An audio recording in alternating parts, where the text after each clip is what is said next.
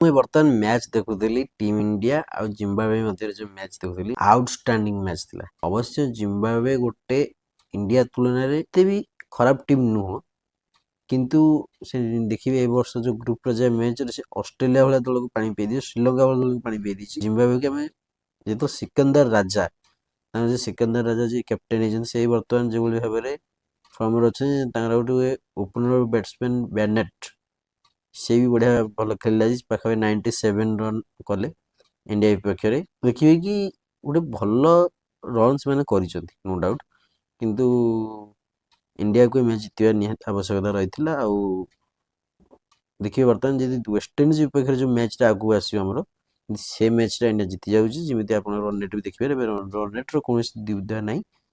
West Indies ବିପକ୍ଷ match ଇଣ୍ଡିଆକୁ ଜିତିବାକୁ ପଡ଼ିବ, ଆଉ ଜିତିଲେ ଯିଏ ଜିତିଲା, ୱେଷ୍ଟଇଣ୍ଡିଜ୍ ଜିତିଲେ ଯଦି ୱେଷ୍ଟଇଣ୍ଡିଜ୍ ସେମିଫାଇନାଲକୁ କ୍ୱାଲିଫାଇ କରିବ, ଇଣ୍ଡିଆ ଜିତିଲେ ଇଣ୍ଡିଆ ସେମିଫାଇନାଲକୁ କ୍ୱାଲିଫାଇ କରିବ। ଏଇଟା ବର୍ତ୍ତମାନ ସିନେରିଓ ରହିଛି ଯାହା ମ୍ୟାଚ୍ର। ଆଜିର ମ୍ୟାଚ୍ ଯଦି ଆପଣଙ୍କ କଥା ମୁଁ କହିବି, ମ୍ୟାଚ୍ ଦେଖିବେ ସଞ୍ଜୁ ସାମସନ୍ଠୁ ଆରମ୍ଭ କରିକି ସଞ୍ଜୁ ସାମସନ୍ ଯେ ଲାଷ୍ଟ କ୍ୟାଚ୍ଟା ଧରିଲେ, ଆପଣ ଦେଖିଛନ୍ତି 19.3 ବଲ୍ ଗୋଟେ କ୍ୟାଚ୍ ସଞ୍ଜୁ ସାମସନ୍ ଧରିଲେ ପୁରା ଡ୍ରାଇଭ୍ ମାରିକିରି, ୱାନ୍ ହ୍ୟାଣ୍ଡରେ ସିଙ୍ଗଲ ହ୍ୟାଣ୍ଡରେ ଧରିଲେ, ମସ୍ତ କ୍ୟାଚ୍ ଥିଲା। ଆଉ ବ୍ୟାଟିଂ ବି ଅବଶ୍ୟ ସେ ଗୋଟେ ଫର୍ମ ତାଙ୍କର ବର୍ତ୍ତମାନ କୋଉଠି ନା କୋଉଠି ଲୁଚି ଯାଇଛି, କିନ୍ତୁ ସଞ୍ଜୁ ସାମସନ୍ ହେଉଛନ୍ତି ଗୋଟେ ବଢ଼ିଆ ପ୍ଲେୟର, ଆଉ ସେଇ ଭଲ ଖେଳନ୍ତି ବି।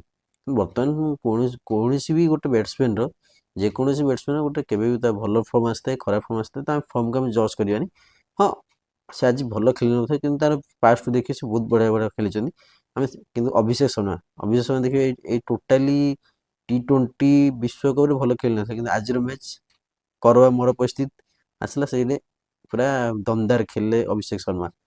ତାଠୁ ତ ଅଧିକ ହେଉଛନ୍ତି ହାର୍ଦ୍ଦିକ ପାଣ୍ଡ୍ୟା। ହାର୍ଦ୍ଦିକ ପାଣ୍ଡ୍ୟାଙ୍କ କଥା ମୁଁ କ'ଣ କହିବି ଭାଇରେ, ମୋର ତ ସେଇ ମାନେ ବହୁତ ବଡ଼, ମାନେ ମୁଁ ତାଙ୍କର ବଡ଼ ଫ୍ୟାନ୍ ଗୋଟେ ହାର୍ଦ୍ଦିକ ପାଣ୍ଡ୍ୟାକୁ ମାନେ ଯେଉଁ ପୁରା ଖେଳିଲେ 23 ବଲ୍ରେ 50 ରନ୍, ଲାଷ୍ଟ ମାନେ 22 ଆଉ 23 ନମ୍ବର ବଲ୍ରେ ଦୁଇଟା ଛକା, ମଜା ଲାଗିଲା ଦେଖିକି ହାର୍ଦ୍ଦିକ ପାଣ୍ଡ୍ୟାକୁ। ବହୁତ ବୋଲର ମାନେ ବଢ଼ିଆ କଲେ। ଅର୍ଷଦୀପ ସିଂ କଥା କହିପାରିବେ।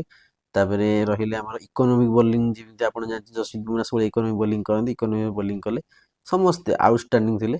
ତ ଦେଖିବାକୁ ଭଲ ଲାଗିଲା ମ୍ୟାଚ୍ଟା। ଆଉ ଆଗକୁ ଆମେ ୱେଷ୍ଟଇଣ୍ଡିଜ୍ ବିପକ୍ଷ ମ୍ୟାଚ୍ରେ ଆମେ ଚାହିଁବା ଯେ କିଭଳି ଭାବରେ ଇଣ୍ଡିଆ ଭଲ ଖେଳୁ, ଆଉ ଆଗକୁ